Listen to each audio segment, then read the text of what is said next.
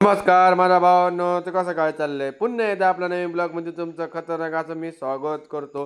पहिलं मी सूर्यदादा त्यांच्या त्यांच्या जागेवर आहेत का नाही बघितलं ना, आहेत.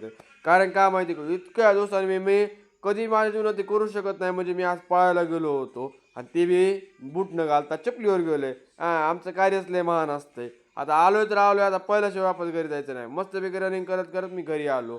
घरी आल्यानंतर म्हणलं देवा, आता दररोज सारखं मला पळायला जाऊ दे बाबा, म्हणून पाया पडून नंतर पुण्यश्लोक आईला देवळकर पप्पा आणि दादाच्या पाया पडून मी माझ्या दिवसाचा दिनक्रम ठणठणीत आणि एकदम बरा चालू केला. आणि तेवढ्यात आमचं पहिलं काम आलं. आम्हाला अंडे आणायला जायचं होतं. तेवढ्यात गाडी बोलली, मालक मला लागली की भूक, तुमचं तर काय तुम्ही व्यायाम सुरू केला. तिला म्हणलं तुला काय पाहिजे, ती मला म्हणले डिझेल पाजा. मला मस्तपैकी तिला डिझेल पाजलं आणि तिला आणलं. तिला सांगितलं मी, तुला आता मी डिझेल पाजलंय, तू जर आता कुठं बंद पडली की बघ मी तुला सोडून जात असतो इथं. म्हणलं आपल्याला सोडून गेल्यानंतर आपल्याला नुकसान आहे, म्हणून मित्राला गाडी चालवायला दिली. मस्तपैकी मी आलो घरी.